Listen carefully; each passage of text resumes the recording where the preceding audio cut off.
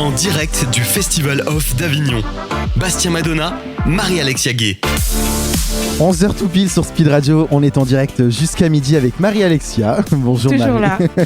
Ça va Bastien ? Oui, ça va très bien. On est en direct pour le spectacle La Biche Repetita, donc avec Coralie et Sandrine. Bonjour les filles. Bonjour.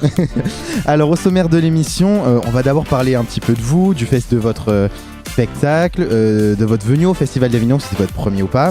Dans la deuxième partie de l'émission, on aura notre sondage insolite comme chaque jour. Oui. On enverra Arthur en micro-trottoir pour ce soir. On aura notre séquence phare qui s'appelle le tac au tac.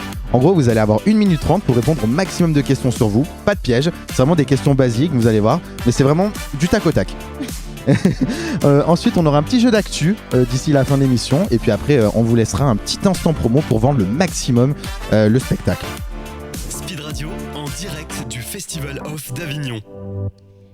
Alors déjà, on va commencer par les bases, je pense. Est-ce que vous pouvez vous présenter un petit peu toutes les deux, le parcours et comment on en arrive à jouer au Festival d'Avignon ? Alors, je me présente, je m'appelle Coralie Lascou, je suis comédienne, autrice et metteuse en scène. Ma compagnie, c'est le Ricochet Théâtre. On est basé à Paris et on joue plusieurs spectacles tout au long de l'année. On a à peu près 7 spectacles, on en tourne à peu près 4 par an à Paris. Et puis, bien sûr, le Festival d'Avignon, c'est incontournable, donc c'est pour ça qu'on vient. Et Sandrine. Bonjour. Alors, je suis assistante attachée de presse et diffusion de Charlotte Calmel. Avec Charlotte, je travaille depuis 5 ans. Je fais un autre métier à l'année, mais je suis passionnée du Festival d'Avignon et j'habite à Avignon. Et on s'est rencontrés, on s'est croisés dans un théâtre, comme on croise beaucoup de gens au festival.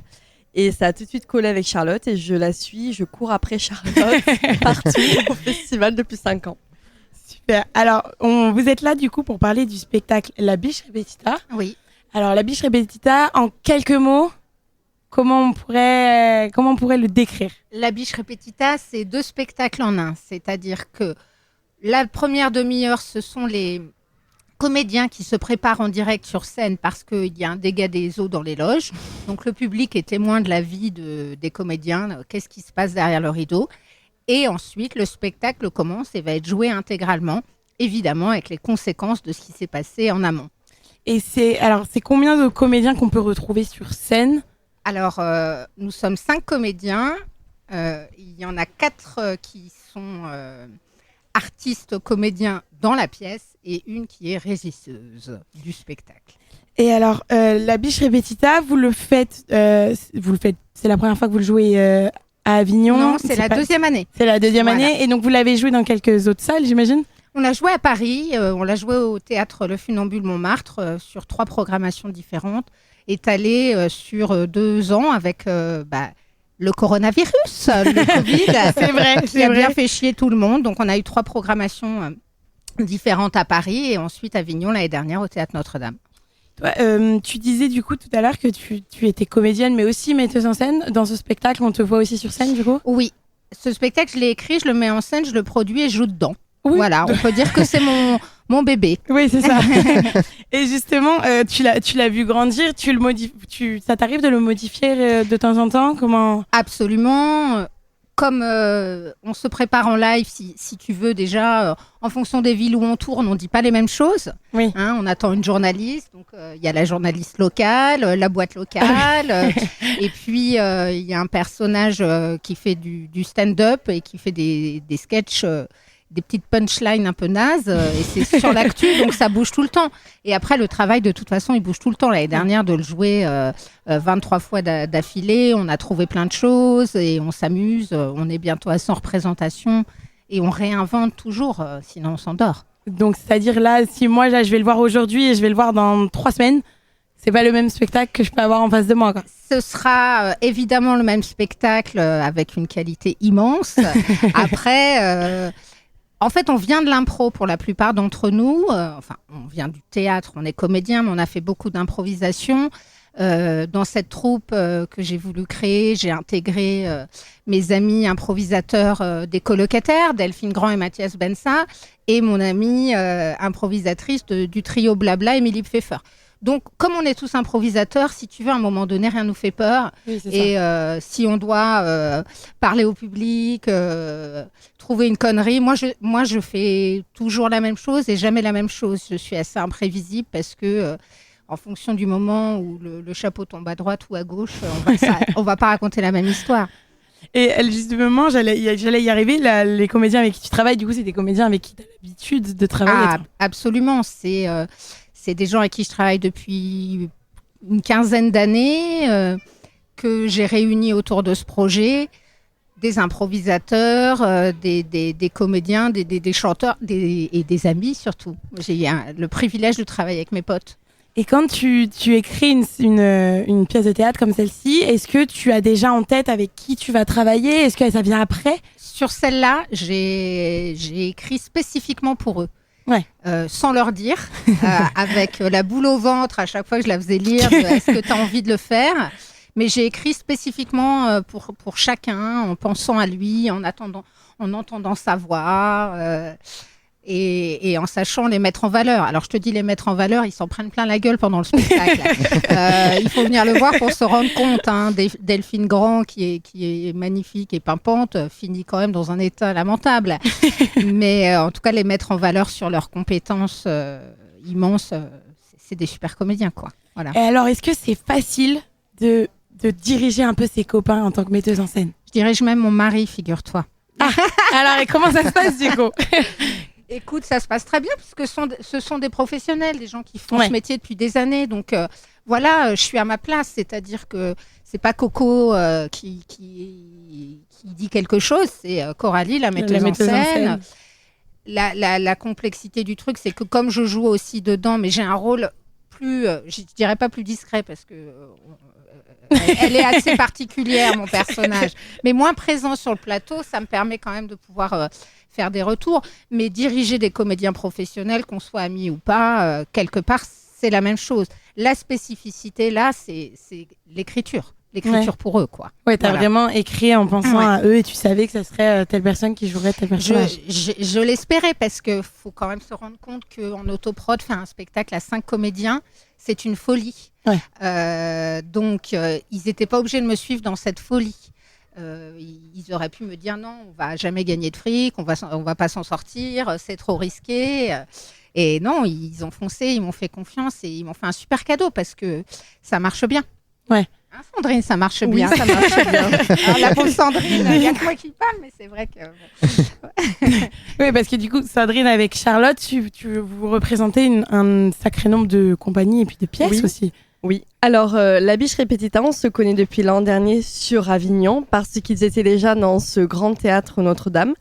Et au Notre-Dame, les équipes ont la chance de pouvoir aller voir quand ils veulent et s'ils le peuvent, les autres spectacles. Donc, j'étais dans la pièce en tant qu'inconnue, on se connaissait que de vue. J'étais au milieu de la salle et donc ils prennent à partie à un moment quelqu'un du public en le faisant passer pour un journaliste. Et donc j'ai été choisie, j'ai ri comme une baleine, j'avais mal au ventre. Cette année, Charlotte, à moi, elle me dit tu vas faire la biche. Mais non, je les connais. Je suis super contente de travailler avec eux. Donc on est pris à partie et tout le public rit parce qu'il y a un des personnages qui ne va pas lâcher l'affaire, il veut se montrer en avant par rapport aux autres de l'équipe. Et il y a comme ça, on voit chaque personnage avoir sa petite caractéristique parce que comme on les connaît avant leur propre jeu, on est déjà attaché au personnage au moment où ce faux spectacle commence et donc on est complètement dedans. Mais merci. Mais du coup, avec Charlotte, comment vous êtes tombée sur ce spectacle sans faire exprès quelque part? Je pense que c'est des rencontres à Paris et c'est des contacts entre eux et donc Charlotte elle a dit oui je prends et je vais travailler avec vous à fond. Et comment du coup toi tu vas choisir avec qui travailler? Comment est-ce que c'est toi qui prends la décision déjà? Oui, ouais. bah oui. Avec cette pièce. Fatigant, je prends toutes les décisions. C'est terrible. Oui, Charlotte on me l'a recommandé, j'ai eu un très bon feeling. Je trouve que c'est très important d'être représenté par quelqu'un avec qui tu t'entends bien. Avec qui tu t'entends bien et puis qui présente bien, etc. Donc voilà comment ça s'est passé. Et puis j'ai 2 autres spectacles moi sur Avignon cette année et elle travaille aussi sur un autre de mes spectacles qui s'appelle Normal, et elle fait aussi la diffusion. Voilà. Et du coup, sur la Biche Repetita, il y a vraiment cette particularité, donc le avant et le après. Comment tu t'es dit, je veux faire un avant-spectacle, et comment on fait pour avoir déjà l'idée, et comment on fait pour différencier sur scène les spectateurs? Alors, le théâtre. Dans le théâtre, c'est une forme qui existe partout. J'ai rien inventé.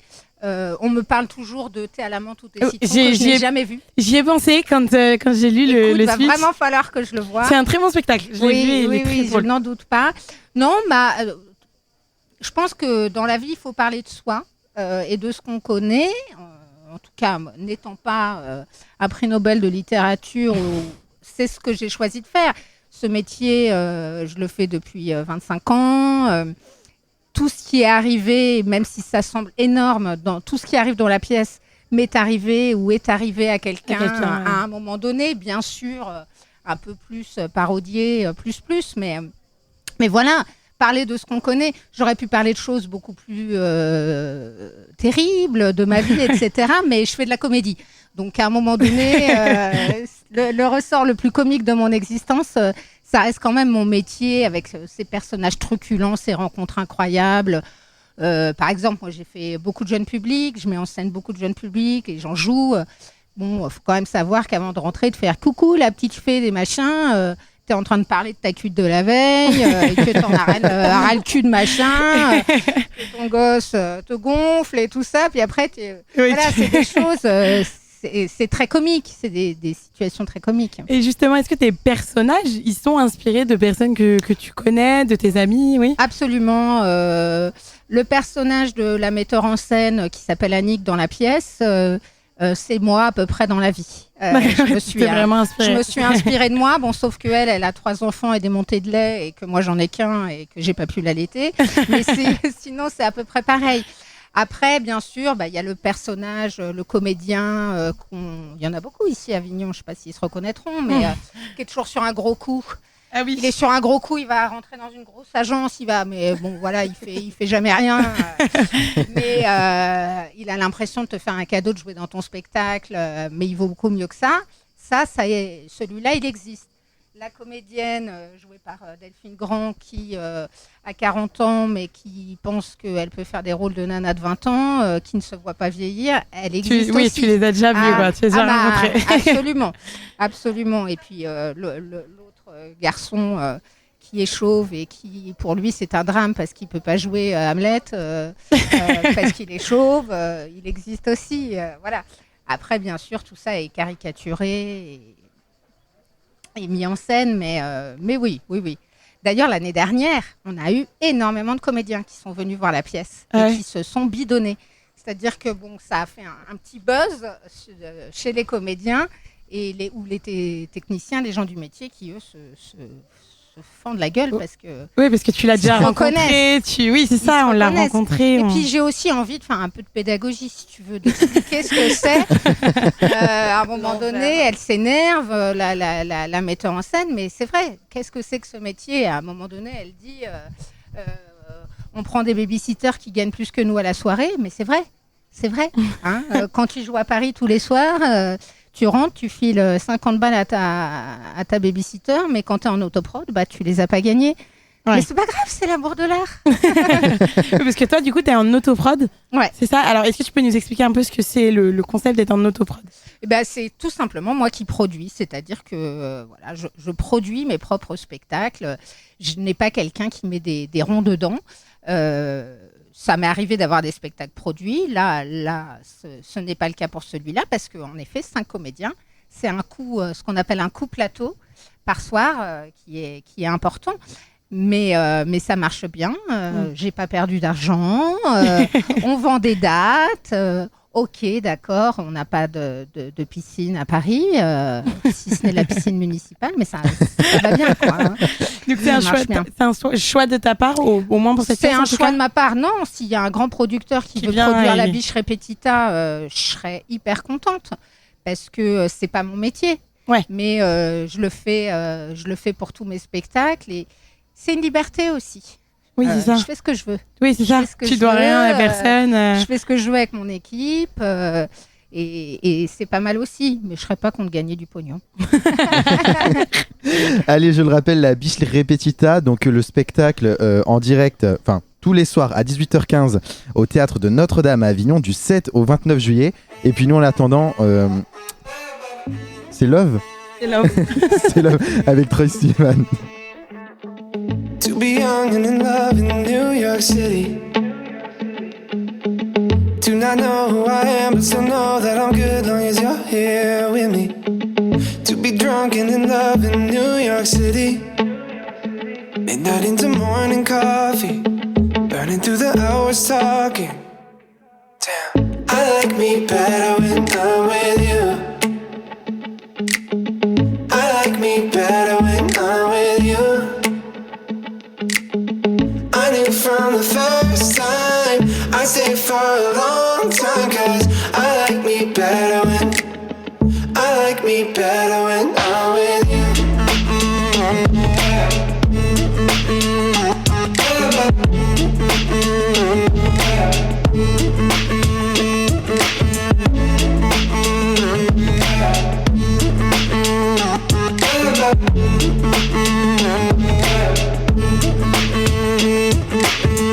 I don't know what it is, but I got that feeling.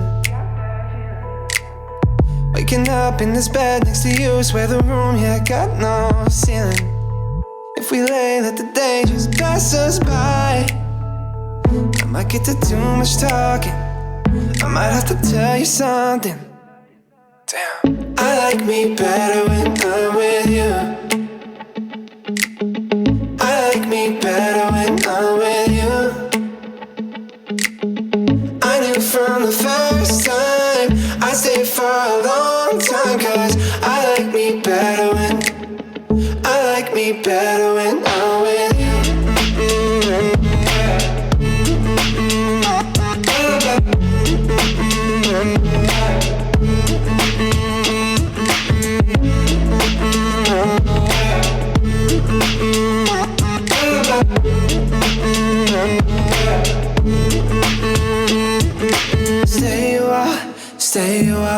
Stay with me. Stay a while, oh. Stay a while, stay with me.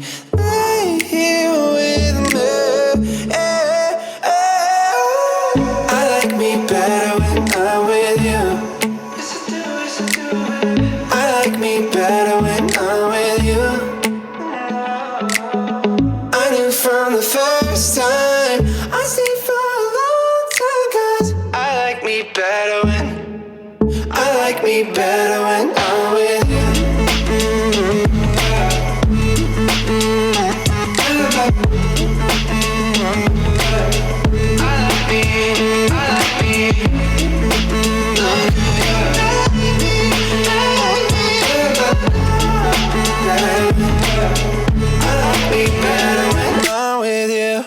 Speed Radio, 10h, midi, en direct du Festival Off d'Avignon.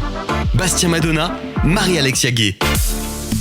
11h19 sur Speed Radio, on est le lundi 10 juillet, toujours en direct de l'Espace Thalia avec Marie-Alexia, et on est avec le spectacle La Biche Repetita. On est avec Coralie qui sera tous les jours à 18h15 au théâtre Notre-Dame du 7 au 29 juillet, sauf les relâches les mercredis évidemment, parce qu'il faut se reposer. Et on voulait parler avec vous de votre expérience à Avignon.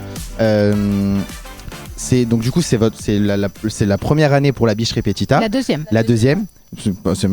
C'est la deuxième. Est-ce que du coup tu avais déjà présenté d'autres spectacles à Avignon avant celui-là ou pas ? Oui, j'ai joué avec les colocataires, c'est une troupe d'improvisation. On jouait au Cinévox, on a joué au Beau il y a quelques années avant la pandémie. D'accord. Voilà, et c'était une super expérience, on était complet tout le temps, c'était merveilleux. Oui, c'est vrai en plus. J'imagine que du coup, donc tu l'as dit tout à l'heure, c'était un spectacle d'impro. Oui. Là, La Biche Repetita, il y a un tout petit peu d'impro, mais pas tant que ça. Tu vois une différence, toi, une différence au niveau du public, au niveau de tes comédiens à Avignon pour ta mise en scène et tout ça? Oui, certainement. Déjà, le théâtre Notre-Dame, c'est un théâtre prestigieux dans le sens où les gens le connaissent et Dominique Lafont et Paul Sylve, ils choisissent leur spectacle. Donc, si on est là, c'est pas par hasard. Donc, c'est apparemment pour certains festivaliers un gage de qualité. Donc, ça, c'est très agréable. Et puis, après, la différence entre l'impro, moi, je fais de l'impro l'après-midi au Cinévox dans Retour au collège. Donc, je peux te faire vraiment les deux. La différence, déjà, c'est le travail, ma chère. C'est tout ce qui a été fait au préalable en écriture. Mais ce qui est drôle, moi je ne peux pas flyer pour La Biche puisque j'ai 2 spectacles et je suis sur l'autre. Mais il me raconte qu'il y a des gens qui adorent La Biche ou alors des gens qui disent je déteste La Biche, donc je ne viendrai pas. Et je pense que si on déteste La Biche, il faut quand même venir parce que forcément le La Biche, même s'il est joué intégralement, j'ai pas coupé le texte, j'en ai pas rajouté. Il est joué d'une façon très particulière. Et puis, si les gens détestent, ça veut dire qu'ils connaissent aussi. Exactement. Donc, pour le coup, là-dessus, il y a aussi... C'est tout bien pour toi, quoi. Le Festival d'Avignon, de toute façon, c'est quand même des festivaliers connaisseurs, intéressés. Enfin, c'est très agréable de jouer ici pour ces raisons. Quand tu écris une pièce là, comme La Biche Repetita, est-ce que tu as pour objectif ensuite d'aller à Avignon ? Est-ce que Avignon, tu te dis, il faut le faire parce que voilà, ou est-ce que tu te dis vraiment, je veux que ça aille à Avignon ? Je me dis, Avignon, il faut le faire parce que c'est incontournable. Voilà. Après, si le même festival était à Quimper, ça m'irait très bien. Parce qu'il fait très chaud et que, et que ça ajoute à la fatigue, etc. Mais on arrive avant le festival et on a la chance de voir que cette ville est magnifique et que c'est très beau, et que c'est très agréable d'être là. Mais oui, je le fais parce qu'il faut le faire. Parce qu'on ne va pas se mentir, c'est un investissement financier. Oui, aussi, c'est énorme. Ça. Ouais, énorme. Et puis, tu es toute seule. Là, je suis avec 2 spectacles en plus. Ça coûte très cher. Et 1 mois pour les artistes, sans voir leurs enfants, leur famille, c'est pas facile. C'est pas facile. Voilà. C'est pas qu'une partie de plaisir. Ouais. Mais en tout cas, il faut être là, voilà. C'est un moment important. On est là pour vendre le spectacle, pour pouvoir faire une tournée internationale.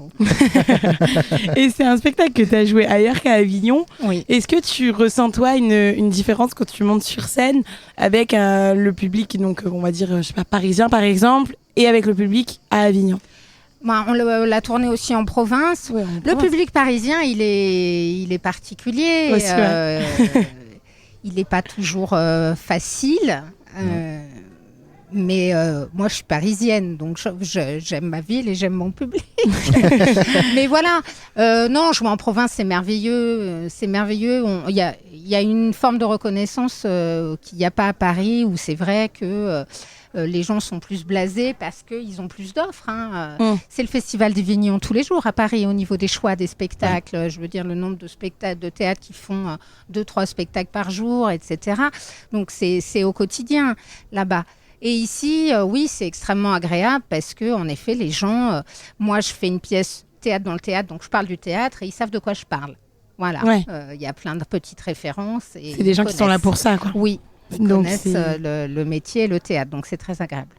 Et à Avignon, il y a cette ambiance aussi un peu particulière, ce rythme particulier, parce que c'est tous les jours, c'est pendant 1 mois, je te l'ai dit tout à l'heure. Est-ce qu'il y a une préparation peut-être mentale, peut-être physique pour les comédiens pour 1 mois tous les jours ? Oui, absolument. On se prépare pour Avignon, on sait que on va en chier, il va falloir tenir le rythme. Donc oui, nous on est assez raisonnable en plus. On sort du spectacle et on rentre.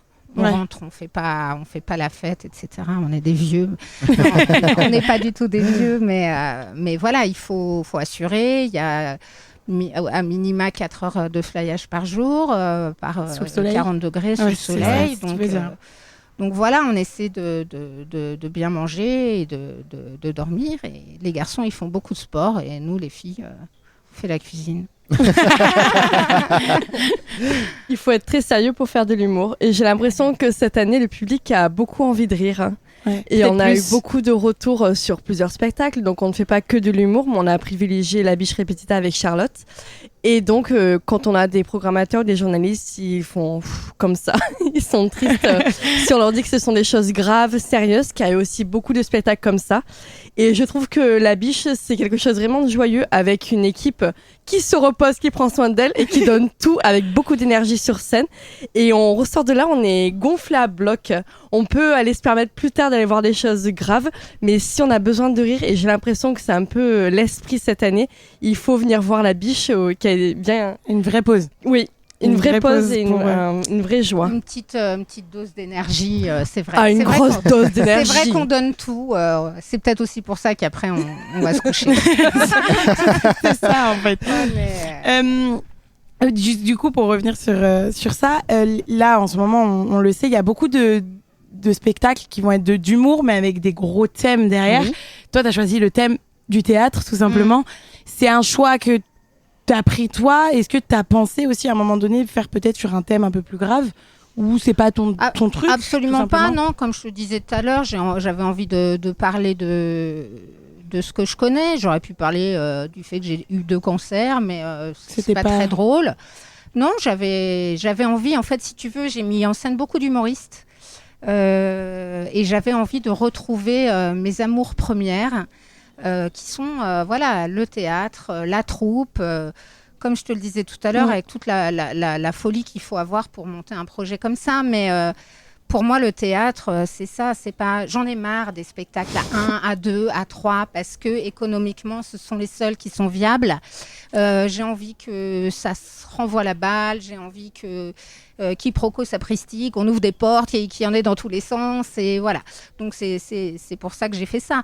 Mais en revanche, je suis absolument pas opposée au théâtre plus sérieux, plus poétique. Oui.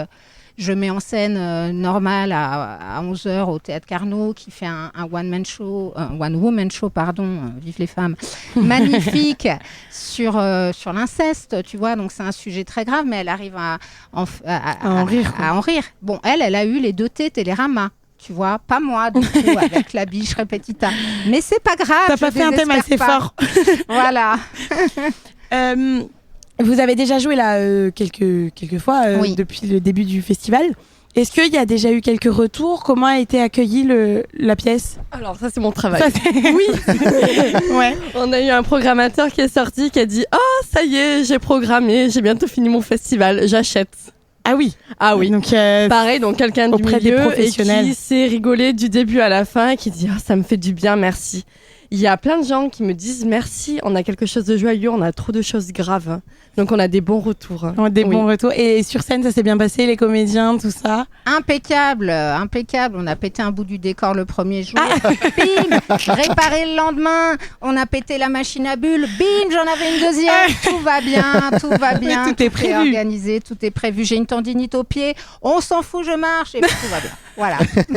Donc c'est pour ça qu'il faut aller le voir. C'est une vraie pause pour rire. Et même les pros le disent. Ah oui, complètement. Et est-ce que vous avez eu quelques retours du public peut-être? 3 personnes. On a eu déjà des super critiques, ouais. Des monstres sur Bière-Éduc. On a eu deux trucs de blog déjà hyper élogieux qui ont flatté mon ego, qui me reboostent. Non, franchement, tout va plutôt bien. Contente. En fait, il faut que vous veniez les gens là, parce que c'est génial. Mais bon, on vous dit tous la même chose, sauf que nous, c'est vrai. On est toujours avec Coralie et Sandrine du spectacle La Biche Répétita. Dans un instant, on va jouer. On part sur une touche un petit peu plus calme. Mais en attendant, voici Vianney avec Maître Gims. C'est la même sur Speed Radio. Mes amis entendaient la vie que j'ai eue, où les gens m'attendaient, je ne suis pas venu. Si je les emmêle, si je dérange, c'est que je suis un pêle-mêle, un mélange. Je suis trop compliqué, je choisirai jamais que les 2 côtés. Ne me demandez pas où je veux aller. Même les singes, les sages, et tous ces sages ont fait des cages où tous nous ranger. Hey,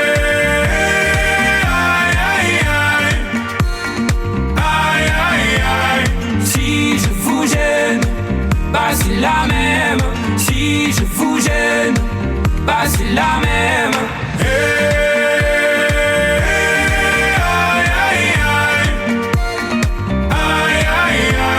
Si je vous gêne, bah c'est la même.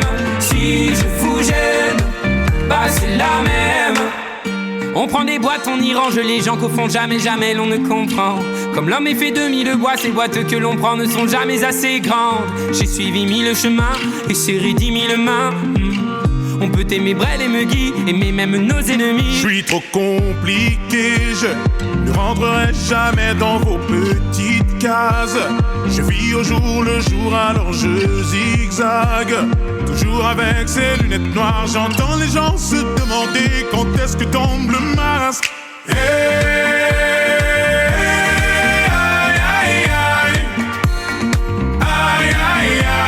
Si je vous gêne, bah c'est la même. Si je vous gêne, bah c'est la même.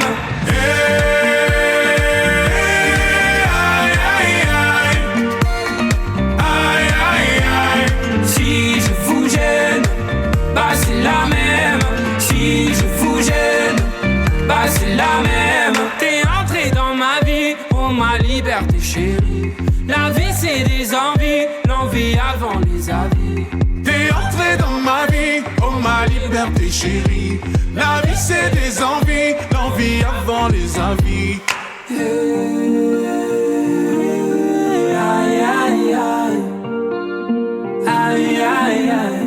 Si je vous gêne, bah c'est la même. Si je vous gêne, bah c'est la même.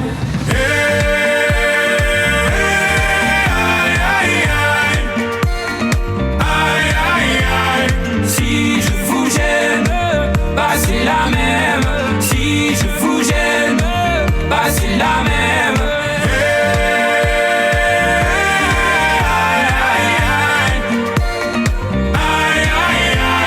Si je vous gêne, bah c'est la même. Si je vous gêne, bah c'est la même. Speed Radio, 10h, midi, en direct du Festival Off d'Avignon.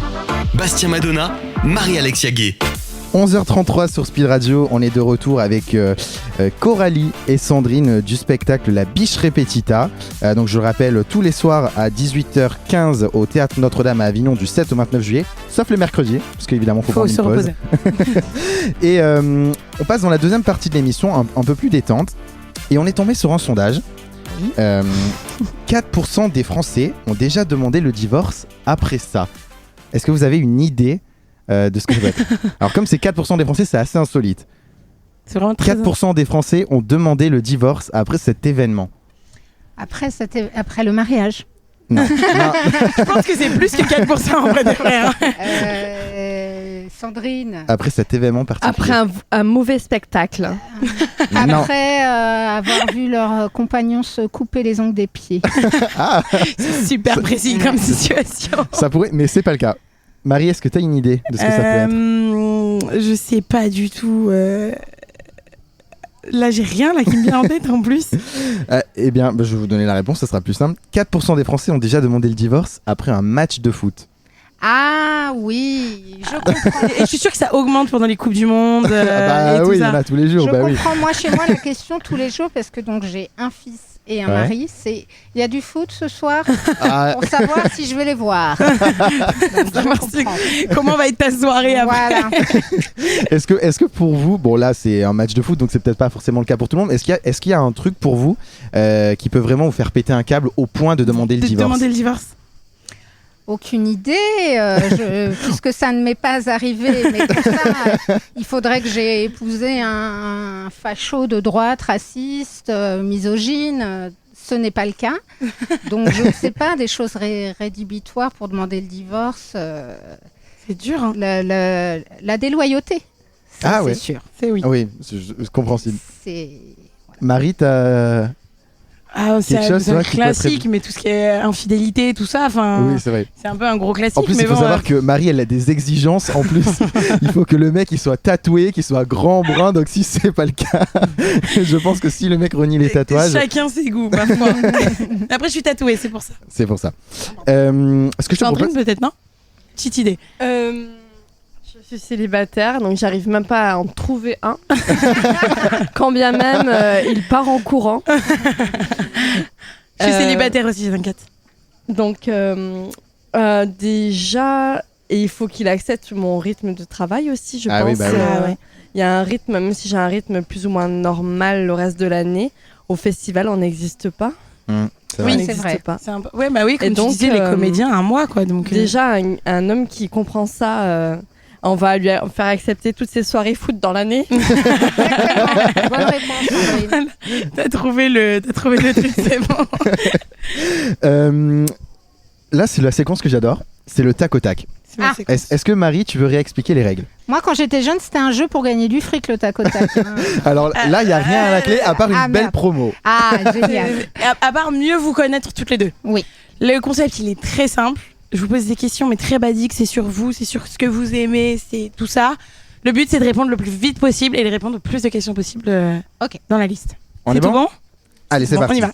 Le nom de famille, Lascaux, Garnier, le prénom, Coralie, Sandrine, l'âge, 48, 36 dans 3 jours, le signe astro, Capricorne, cancer, lieu de naissance, Boulogne-Billancourt, Avignon, Oui. lieu de résidence, Paris, Avignon, la profession, comédienne, autrice, metteur en scène, coach. professeur des écoles et en même temps Avignon quand même. et assistante attachée de presse Quand même. été. Un dicton, une citation qui vous représente, qui représente votre vie. Ah merde. Ils ne savaient pas que c'était impossible, alors ils l'ont fait. De Mark Twain. Pour trouver une aiguille dans une botte de foin, il faut mettre le feu à la botte de foin et chercher l'aiguille avec un aimant. C'est beau. Je l'avais jamais entendu celle-ci. C'est le prof de techno en fait. Quand on cherche, on trouve. L'endroit que vous préférez pour être toute seule, pour vous ressourcer, pour. Chez moi. Le fin fond de la Barthelasse, au frais, sous les arbres. Plutôt film ou plutôt série? Impossible de choisir. Vraiment pas. Mais je suis très cinéphile, mais je deviens accro aux séries aussi. J'ai pas le temps pour les séries, j'ai trop de bruit dans l'école et j'aime bien être au calme. Par contre, je sais aller au cinéma seule, être dans le noir et me faire plaisir avec un film. Si vous deviez me parler me citer une série ou un film qui vous a marqué, votre préféré? Moi, ma série préférée, c'est The Leftovers. C'est une série magnifique, onirique, philosophique. Et un film, c'est La leçon de piano de Jane Campion. Tous les films de Tom Hanks. Voilà. De tous, toute la filmographie. Une boisson préférée? Le champagne. Ah. L'eau gazeuse. Je sais pas. Un nombre de points sur le permis? Ça va, j'ai pas mon permis, ok. Je l'ai 12. raté. 12.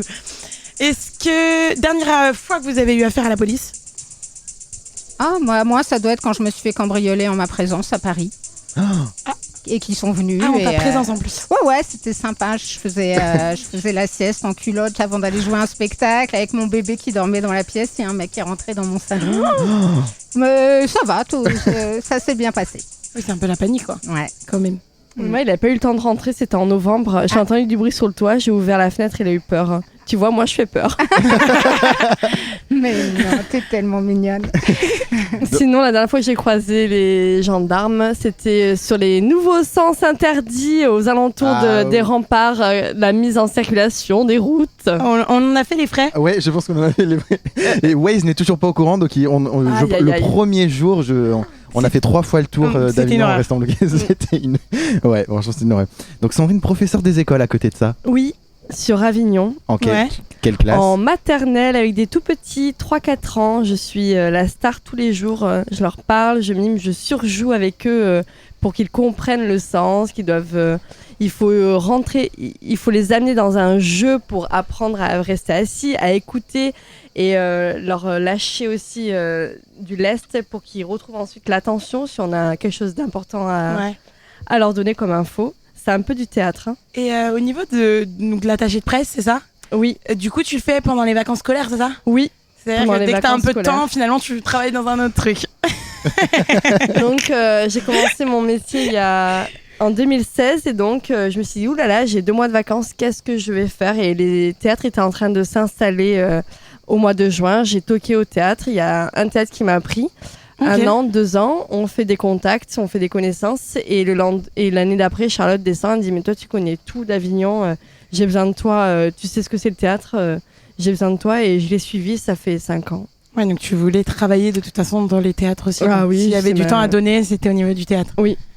Et du coup, tu as vu de nombreuses pièces? Oui. Et cette année, j'en ai vu que 3, mais en début. Mais oui, je vois de nombreuses pièces. Et t'as un style de pièces préférées? Non, j'ai la chance de ne pas payer toutes les pièces, donc je peux me permettre d'aller voir tous les styles et de prendre le temps d'être frais. J'ai pas d'attente derrière puisque je suis là pour quelqu'un qui vient avec un budget, il a une attente particulière. Oui. Et donc j'ai de la chance de pouvoir découvrir tous les styles. Et j'aime bien me prendre une claque parce que le théâtre, c'est pas comme au cinéma, il est vraiment devant toi, il est en train de faire les efforts de se mettre en scène pour faire vivre l'instant présent et on est en train de le vivre tous les deux et l'instant d'après, cet instant-là, il n'existe plus. Et là, il prend ma joue et il me donne une bonne claque de vie et j'adore ça, hein. Je suis là pour ça. Hein. Oui, t'es là pour ça.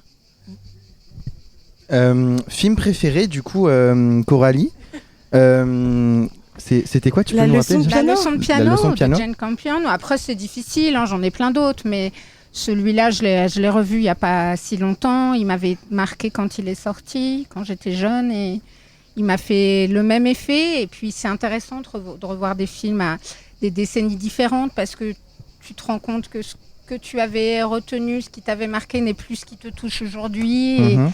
Et c'est très fort. Et Jane Campion, c'est une réalisatrice extraordinaire. Je suis tout ce qu'elle fait. Holly Hunter est sublime dans ce film. Un jeu incroyable. Donc voilà, c'est une merveille. Il faut le regarder. Palme d'or. Vas-y. Est-ce que en tant que grande cinéphile, comment tu ferais la différence entre le théâtre et le cinéma? Est-ce qu'il y a une réelle différence? Oui. Ouais. Bon, déjà en tant qu'acteur, moi, j'ai pas beaucoup tourné, mais attention, Martin Scorsese, si vous écoutez, c'est trop ce que je vais dire. Je suis là. Non, ce que je veux dire, c'est que je prends plus de plaisir dans la relation avec le public, dans le spectacle vivant, que dans des tournages où la moitié. Tu passes les 3/4 de ton temps à attendre que le plateau soit prêt. Ouais. Je trouve que c'est un autre exercice, que c'est extrêmement difficile. Mais après, en tant que spectatrice, je suis passionnée par le cinéma. Et toi, tu préfères le théâtre en tant que spectatrice? Oui, moi, je préfère le théâtre. La personne, elle est en train de vivre l'instant pour nous. Elle se plie en 4 pour nous, devant nous. Et un inconnu qui me fait pleurer en 1/4 d'heure, mais c'est extraordinaire. Hein. C'est très fort. Ouais, au niveau des émotions, les émotions sont décuplées peut-être avec le théâtre. Quoi. Oui. Allez, dans un instant, on va jouer ensemble. Un petit jeu d'actu, vous allez voir. Je vais vous donner des infos un petit peu insolites. Il va falloir me dire si elles sont vraies ou si on les a complètement inventées. Allez, on se retrouve tout de suite après Icona Pop.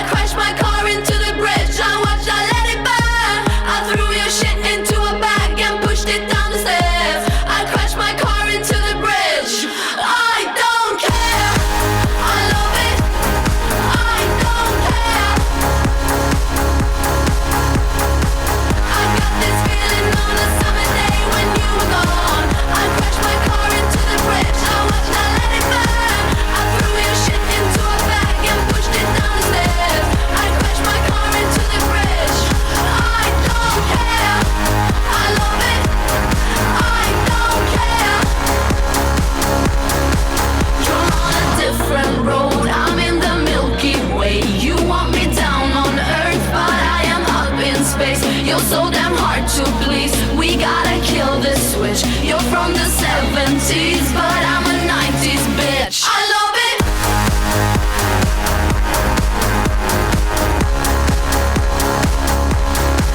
I love it.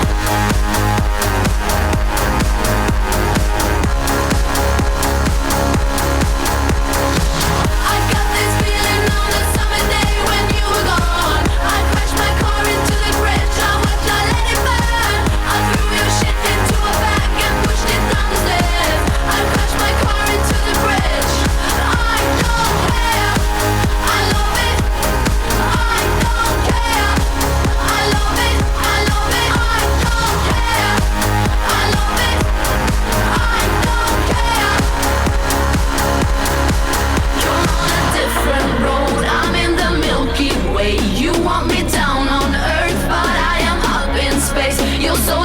hard to please. We gotta kill this switch. You're from the 70s, but I'm a 90s bitch. I don't care. I love it. I don't care. I love it. I love it. I don't care. I love it. I don't care. I love it. I love it. I don't care.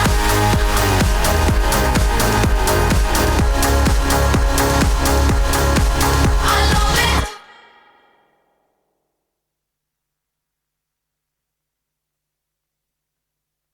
Speed Radio, 10h, midi, en direct du Festival Off d'Avignon.